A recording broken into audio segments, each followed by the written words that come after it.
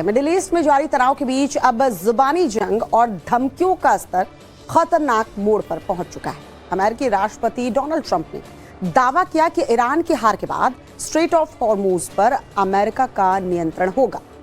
जवाब में ईरान ने तीखा पलटवार करते हुए कहा कि सोशल मीडिया पर पोस्ट डालने से कब्जा नहीं हो जाता, हॉर्मूज हमेशा ईरान का ही रहेगा।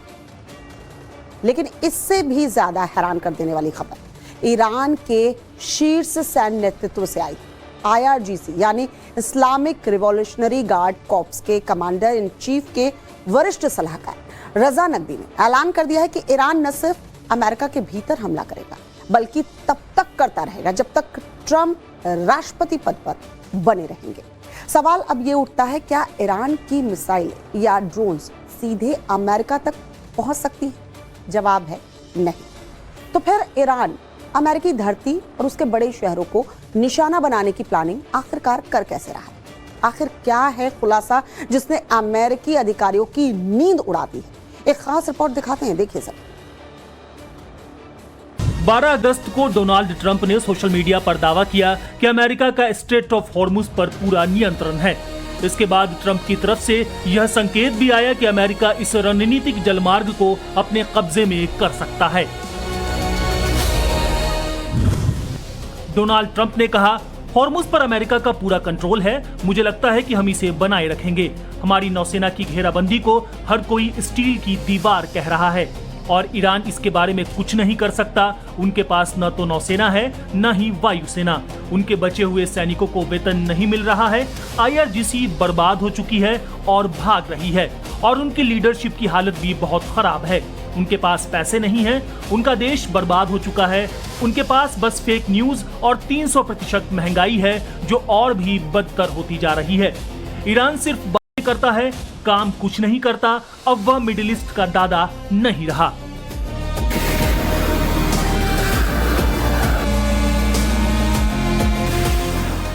ट्रंप का यह बयान ऐसे समय में आया है जब अमेरिका और ईरान करीब 6 महीने से चल रहे संघर्ष को खत्म करने के लिए समझौते की कोशिश कर रहे हैं।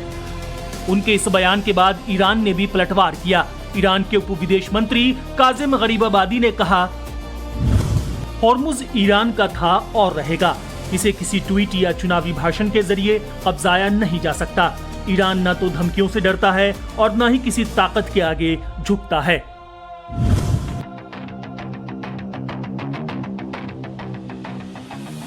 यानी इस वक्त लड़ाई सिर्फ जमीन और समुद्र पर नहीं है, लड़ाई बयानबाजी और मनोवैज्ञानिक दबाव की भी है। तो सवाल यह उठता है कि क्या ईरान अपनी मिसाइलों की रेंज बढ़ाकर 12,000 किलोमीटर तक करने की तैयारी में है? लेकिन इस धमकी में गौर करने वाली बात यह है कि यहां सीधे मिसाइल हमले की बात नहीं की गई। लेकिन इसका मतलब यह जरूर है कि तेहरान अमेरिका के खिलाफ लंबे समय तक जवाबी कार्रवाई की संभावना को खुला रखना चाहता है।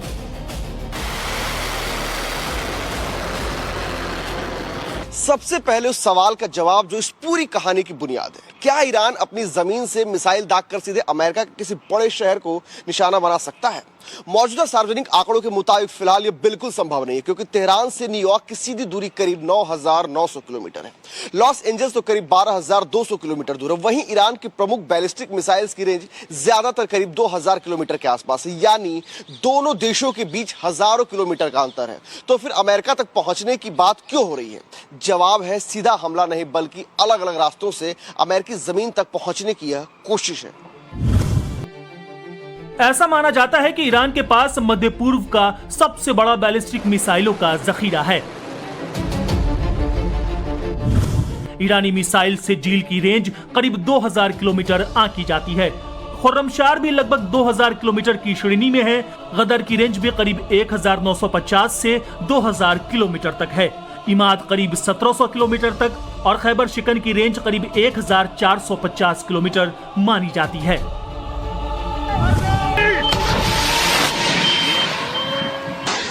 इन आंकड़ों से एक बात तो साफ है कि इनमें से कोई भी मिसाइल ईरान से सीधे अमेरिकी मेनलैंड तक नहीं पहुंच पाएगी। यहीं से कहानी मिसाइलों से निकलकर कोवर्ट ऑपरेशंस यानी गुप्त अभियानों की तरफ जाती है।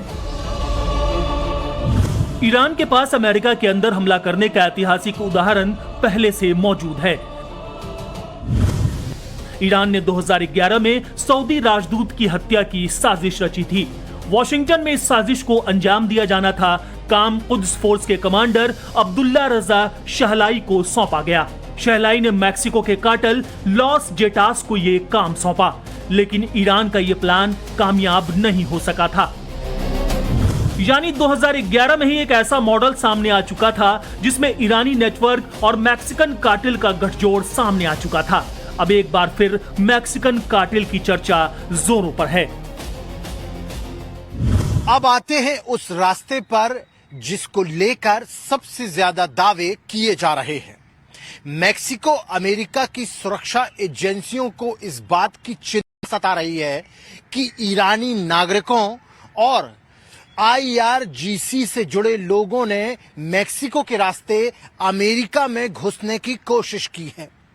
मई 2026 में अमेरिकी जस्टिस डिपार्टमेंट ने एक मामले में बताया कि एक ईरानी मूल के अमेरिकी नागरिक ने कई ईरानी नागरिकों को मैक्सिको के रास्ते अमेरिका में अवैध रूप से प्रवेश कराने में मदद की थी। जांच में कम से कम एक व्यक्ति का IRGC से संबंध भी सामने आया है। लेकिन यहां एक बहुत बड़ा सवाल है, क्या इसका मतलब यह है कि ईरान के मैक्सिको कार्टेल के साथ मिलकर अमेरिका के बड़े शहरों में हमले की पूरी नेटवर्किंग को तैयार किया जा रहा है? इस दावे में सार्वजनिक और स्वतंत्र पुष्टि अभी नहीं हुई है, लेकिन खतरा मौजूद है। लेकिन खतरे की स्केल और टारगेट लिस्ट के बारे में दावे को इंटेलिजेंस कंफर्मेशन की जरूरत है। तो तस्वीर क्या बनती है? आखिर ईरान अमेरिका के शहरों तक हमला कैसे करेगा? पहला, डायरेक्ट मिसाइल अटैक, लेकिन इसकी मौजूदा क्षमता सीमित है। दूसरा, अमेरिका में गुप्त अभियान,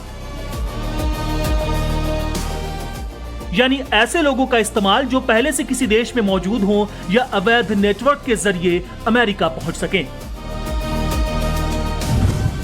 तीसरा, साइबर हमला और प्रॉक्सी दबाव।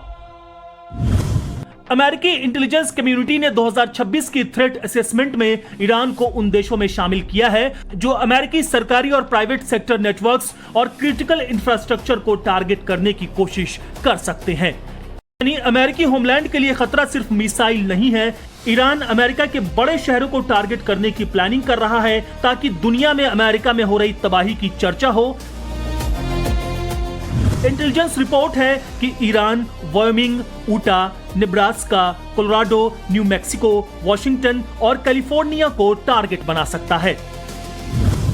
फिलहाल ट्रंप के शासन में मैक्सिको के ड्रग्स माफिया और तस्करी के तमाम रूट्स पर बेहद सख्ती है। ऐसे में ईरान अपने यूरोप कनेक्शन का भी इस्तेमाल कर सकता है। यह कहानी खत्म नहीं होती। अमेरिकी इंटेलिजेंस कम्युनिटी के 2026 असेसमेंट में कहा गया कि ईरान ने ऐसी स्पेस लॉन्च टेक्नोलॉजी विकसित की है जिसका इस्तेमाल वो भविष्य में इंटरकॉन्टिनेंटल बैलिस्टिक मिसाइल विकसित करने में कर सकता है।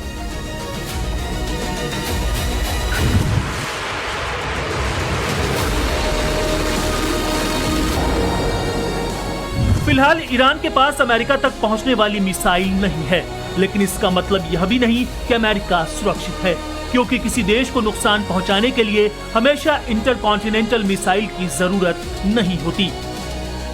इसलिए असली सवाल यह नहीं है कि क्या ईरान तेहरान से मिसाइल दागकर न्यूयॉर्क को निशाना बना सकता है। उसका जवाब फिलहाल साफ है, नहीं।